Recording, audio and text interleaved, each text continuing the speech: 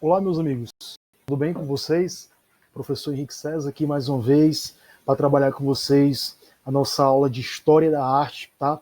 E hoje a gente vai trabalhar um assunto importante para a matriz de referência do Enem, que é exatamente a arte africana e as suas multiplicidades de formas, tá? Desde a questão religiosa, desde a questão da escultura, elementos do cotidiano, danças, entre outros aspectos, tá? Acompanhe com a gente e eu acredito que você vai gostar, beleza? Vamos lá. Iniciando aqui. Aqui na nossa primeira imagem, a gente já vê aqui, se depara com uma máscara africana, beleza?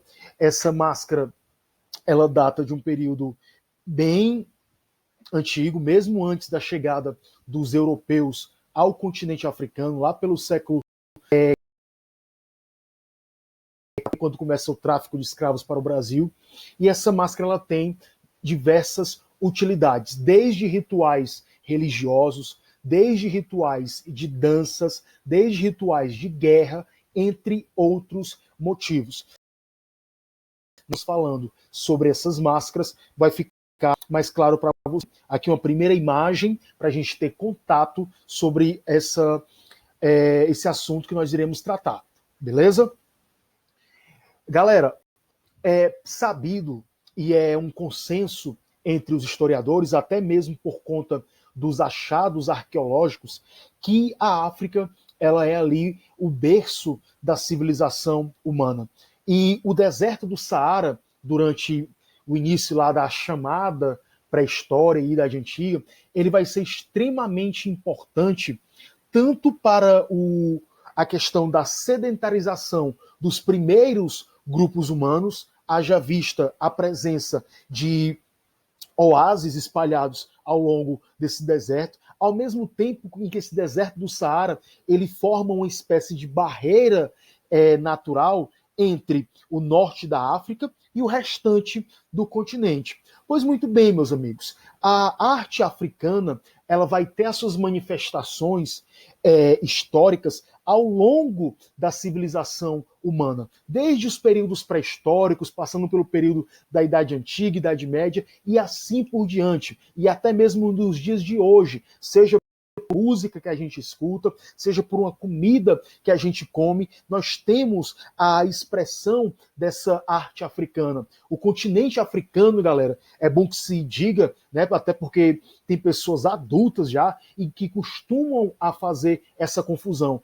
A África não é um país, é um continente extremamente grande. E por ser grande, tem uma variedade de cultura, uma variedade de línguas, uma variedade de expressões, de música, de arte nesse continente africano. E essa arte, ela toma os mais diversos objetos de se expor para o observador. Nós temos também, galera, uma grande influência cultural, artística das civilizações egípcias na arte africana. Afinal de contas, o Egito, ele é um componente aí da civilização africana, ao nordeste, ao norte do continente africano, mas ele é africano por natureza, beleza?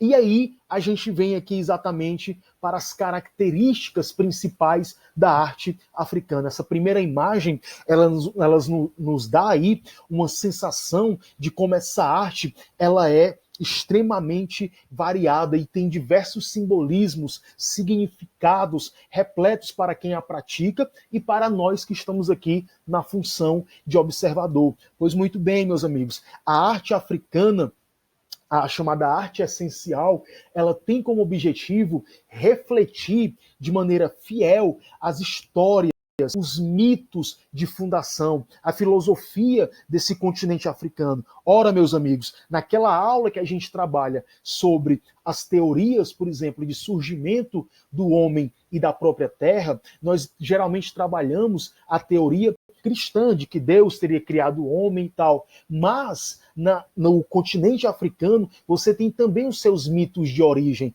de como os deuses, as divindades, os orixás trabalham no sentido de interferir na criação do homem e do mundo. Ora, meus amigos, a matéria-prima desses objetos produzidos pelos africanos, eles servem de inspiração para vários movimentos contemporâneos, tanto na América quanto na Europa. E aqui eu já vou até abrir um parêntese. Por exemplo, o cubismo, tá? Ele bebe dessa arte africana primitiva. As artes produzidas por Pablo Picasso, que geralmente as pessoas só conhecem o quadro Guernica, por exemplo, ele tem uma fase em que ele se inspira diretamente na cultura africana. Pablo Picasso ele vai deixar de lado a chamada arte clássica renascentista para beber dessa fonte, dessa raiz africana e inspirar as suas obras. Fica aí uma dica extremamente importante para quem vai prestar vestibular. Nos séculos 20, por exemplo, nós vamos ter cada vez mais pessoas admirando e se inspirando nessa abstração da arte africana, o naturalismo com o qual se tem a produção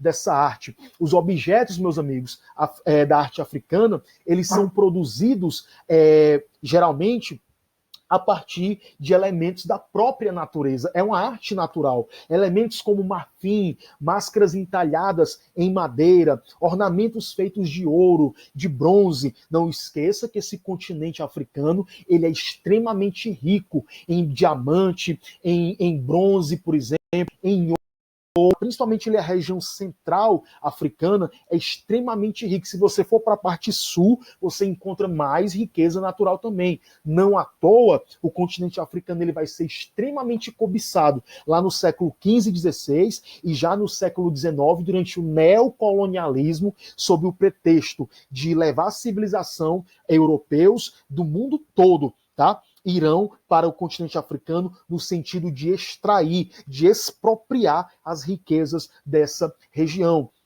É interessante como essa arte africana ela é esculpida, né? Ela é pintada, os mitos de origem, os animais das florestas, as cenas de tradições, os personagens do cotidiano vividos por essas pessoas, as danças, os cultos, a forma de fazer, a forma de se expressar para o mundo é muito colocada nas esculturas dessa arte africana, por exemplo.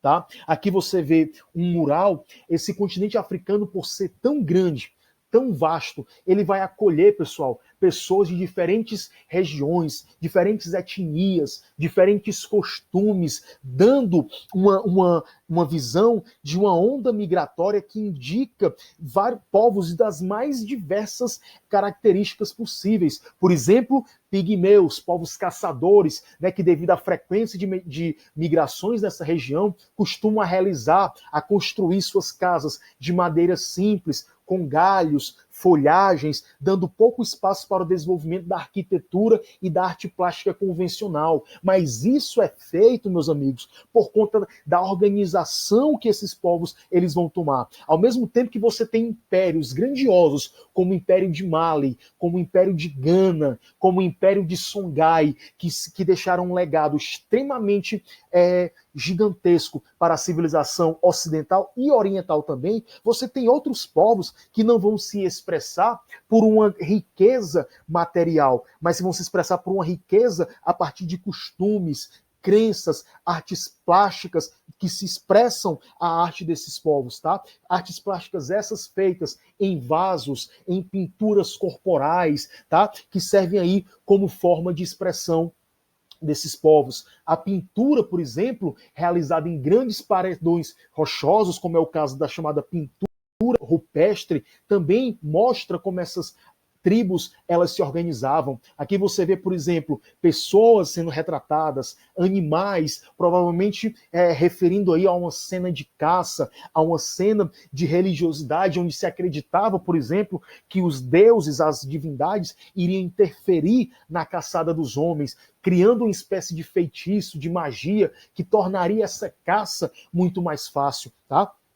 O melhor exemplo desse tipo de prática pode ser dado, por exemplo, nas pedras decoradas do Saara, pintadas durante vários períodos históricos. Essas pinturas, elas eram realizadas, entre outros motivos, né, por tribos nômades de pastores que passavam por ali e deixavam, por exemplo, para a sua posteridade, para as pessoas que viriam depois, a sua marca de que eles estariam ali. A sua maneira de viver estaria ecoando por diversos séculos da humanidade. ok? Na questão da escultura, por exemplo, você tem essa escultura feita em tamanhos pequenos, o que nos chama a atenção. Esculturas, por exemplo, a partir do século XX, encontrada por etnógrafos e por arqueólogos, vão dar conta de que esses povos que migravam constantemente no continente africano costumavam fazer esculturas de um pequeno porte, de uma pequena escala, talvez para poder carregar de um lado para o outro,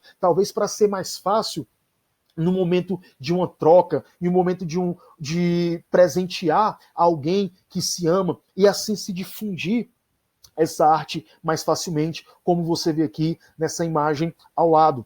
Você tem também, por exemplo, esculturas feitas em bronze. E o interessante aqui é a questão da naturalidade como essas esculturas são feitas, mostrando aí a face, os detalhes, né, e como esses povos já dominam essa questão dos metais, né, o bronze e outros metais também, como ouro, entre outras coisas, tá? Interessante também como materiais, por exemplo, de madeira e bronze servirão como suporte para que essas tribos elas possam se expressar nessa África também. Máscaras também, outro aspecto bastante importante dessa arte africana, a questão das máscaras como objeto de adorno, como objeto de culto religioso, como objeto que faz parte, por exemplo, dos rituais de batalha. Como eu falei, povos do Benin, povos ali iorubás, por exemplo, durante o século XV, século XIV, vão estar se organizando nesse território africano e mostrando as suas expressões extremamente complexas, tá? Mostrando aí o envolvimento da arte e da religião no cotidiano dessas pessoas. Pinturas de animais também farão parte do dia a dia, animais inclusive já extintos, tá? Representações de leões, elefantes, por exemplo, humanos armados para tentar caçá-los, como eu falei anteriormente, ok? Outra forma aqui, ó, outros animais pintados em paredões rochosos, né? Geralmente, animais representados aí para a questão da caça. Você vai ter bois, por exemplo, cavalos. Depois, mais adiante, você vai ter camelos sendo representados através dessas pinturas, que ao longo do tempo vão ganhando aí cada vez mais traços naturalistas, beleza? A arte africana, galera, ela chega ao Brasil principalmente através dos escravos. Não esqueça que os escravos, vindo principalmente da região da costa do continente africano, irão desembarcar na América, principalmente no Brasil, tá? Se você pega estados, por exemplo, como Maranhão, como Bahia, estados esses que receberam uma grande quantidade de mão de obra escrava, sobretudo para uso na economia canavieira e posteriormente, no século XIX, na economia do café, esses negros, ao chegarem no Brasil, irão deixar também traços da sua cultura. Por exemplo, você tinha os negros chamados ladinos e os negros boçais. Esses negros chamados boçais eram aqueles negros que vinham de regiões que não tinham tido contato ainda com os europeus, no sentido de aprender a língua, os costumes europeus. Então eles eram deixados muitas das vezes para o trabalho mais pesado. Os negros ladinos, como eram chamados, ou sabidos, tá? Eles já tinham tido contato com os europeus, já sabiam várias línguas, cálculos matemáticos, em grande medida eram negros islamizados, tá? Que no Brasil irão organizar, por exemplo, a revolta dos malês. Em muitos casos, essa arte africana irá se fundir com a arte indígena e com a arte do próprio europeu, trazendo uma maior riqueza, por exemplo, nessa produção artística. Eu estou lembrando aqui, por exemplo, da questão da capoeira, eu estou lembrando aqui, por exemplo, da questão do samba. A própria língua portuguesa, ela é carregada de elementos da cultura africana, a questão da comida, do acarajé, por exemplo, das músicas, do axé, palavras que estão incorporadas ao nosso dia a dia e que faz parte. Pessoal, falar de África é falar de Brasil. O Brasil na África, assim como a África se encontra no Brasil. Não tem como dissociar um do outro. A produção da cultura africana em território brasileiro está intimamente imbricada, intimamente ligada com a produção brasileira. Tá? De modo que entender a África é entender o próprio Brasil.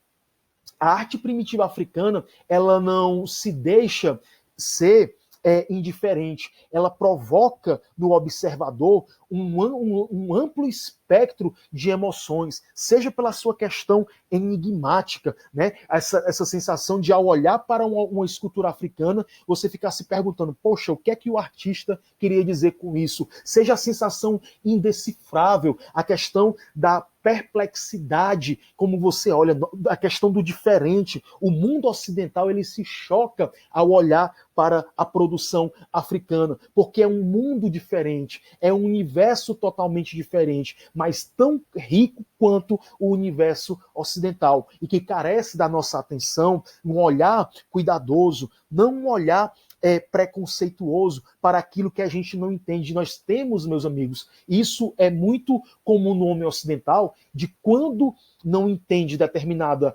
expressão do outro, você passa a deixar isso de lado, a ver com maus olhos. Isso acontece, por exemplo, no estudo. Quando você não domina aquela matéria, você diz, não é porque eu não gosto dessa matéria. Na verdade, não é porque você não gosta, é porque você não consegue entender. Não entendendo, você não se apropria daquilo. E aí você usa o seu subconsciente como desculpa. Ah, eu não gosto. Mas se você se debruçar, se você tentar entender como se liga, como se conectam as coisas, a escultura, a pintura, a religiosidade, você passa a dominar aquilo e você olha de uma maneira diferente, ok?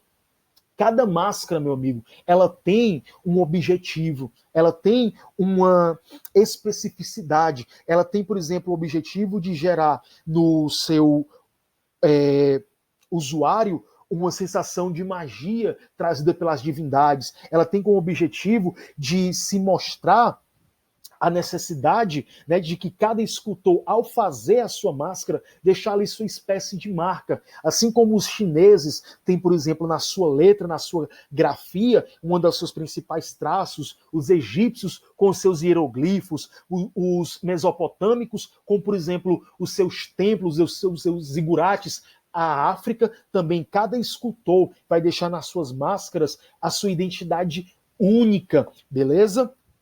Você tem, meus amigos, por exemplo, a questão do lado sacro que essas máscaras elas apresentam. Cada máscara representa uma divindade, representa uma força vital que vem da água, que vem do ar, que vem do trovão, que vem dos céus, que dá àqueles que a usam poderes religiosos. Por isso que os sacerdotes, eles vão utilizar e muito essas máscaras. Elas trazem benefícios, elas trazem sabedorias, ela traz, por exemplo, sabedoria para designar os planos de como funciona o universo, de como funciona a vida humana, ao mesmo tempo que elas exprimem para o observador um sentido de majestade, de sabedoria, de forças sobrenaturais. É por isso que você vê várias tribos africanas, como os usuários, eles se enfeitam, né, de penachos, de máscaras. Isso é uma representação de como as forças espirituais estão agindo sobre aquele inimigo, dando aí uma questão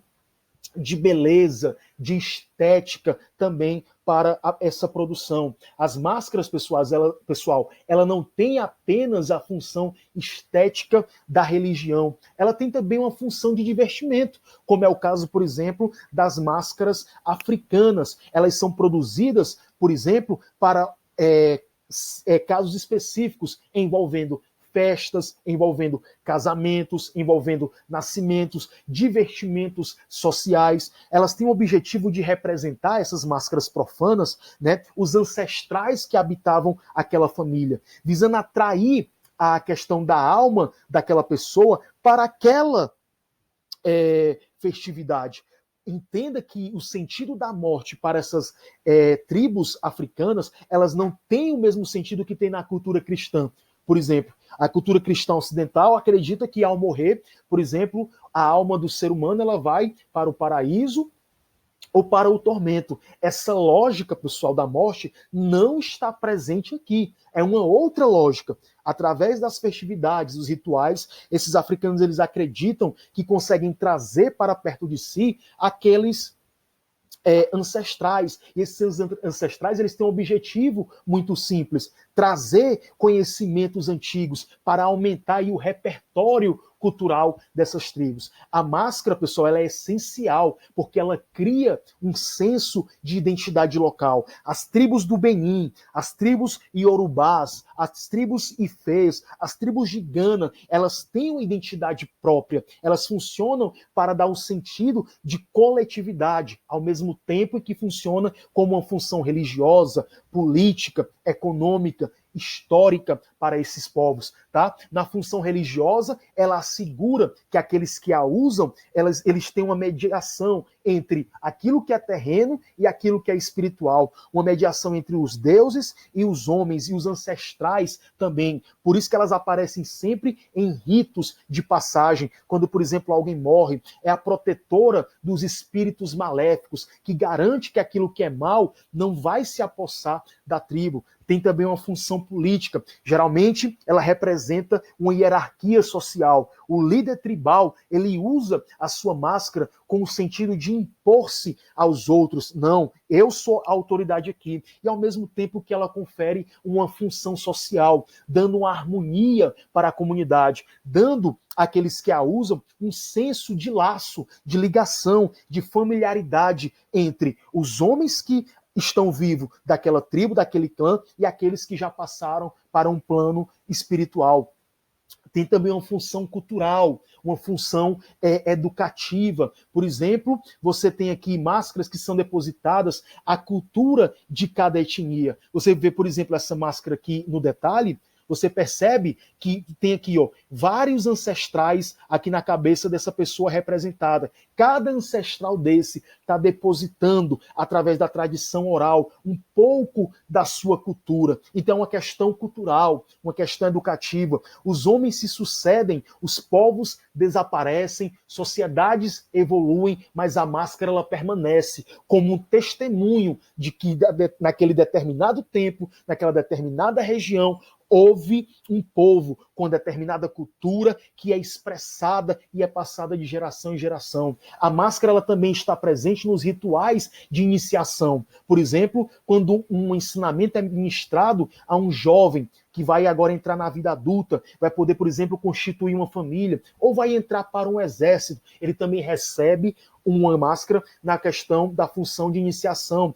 Também tem a questão funerária, quando você passa da vida terrena para uma vida espiritual, durante os rituais fúnebres, a máscara ela tem uma função de um papel aí de purificar aquele que morreu, né? Levando a ele para um mundo espiritual mais leve, trazendo um equilíbrio para a sociedade. As máscaras, elas têm diversas faces. Na maioria das vezes, representam animais da fauna e da flora local.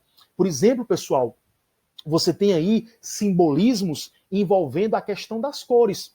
Você sabia disso? Por exemplo, o branco, ele representa a cor da passagem, a passagem da morte ao renascimento, a mutação de um ser. Como eu falei para vocês, o sentido da morte para as tribos africanas não é o mesmo do cristianismo. Para eles é um novo começo. O preto seria, por exemplo, uma cor negativa, que representa a morte, que representa o mal, a feitiçaria, o antissocial. O vermelho já é um símbolo que representa o sangue, o fogo, o sol é um símbolo ambivalente, tem vários significados. Representa o calor, mas representa também a reintegração de uma pessoa que estava longe e que agora está perto. Representa a fecundidade, né? E representa o poder. O amarelo, por exemplo, representa a paz, a serenidade, a fortuna, a fertilidade, a eternidade, mas também pode representar o declínio e o anúncio da morte. O azul já é uma cor negativa, representa a frieza. O verde representa a crença, o nascimento e a virilidade, tá? Aqui você tem exemplares de máscaras, né? Por exemplo, em museus mundo afora. Beleza? Tapeçaria é outra coisa que é muito forte nessa cultura africana. A questão, por exemplo, dos vasos esses que estão presentes, por exemplo, nas questões dos rituais, mas tem também uma função aplicável ao cotidiano, para levar água, para levar comida, por exemplo. Você tem, por exemplo, galera, aqui, ó, esculturas que mostram como a maioria dessas tribos são nômades e seminômades. Você percebe aqui pelas esculturas como os objetos estão presentes dentro de uma mesma cena escultória, mostrando aí, por exemplo, que joias entalhadas na superfície dos objetos facilitam, por exemplo, a questão de você carregar de uma região para outra, ao mesmo tempo em que permite que essas artes, né, elas sejam passadas adiante. A questão da tecelagem, da arquitetura, a questão da produção de joias, tá? Essa, meus amigos, foi a nossa aula de História da Arte. Eu espero que você tenha gostado. Um abraço, até a próxima. Valeu!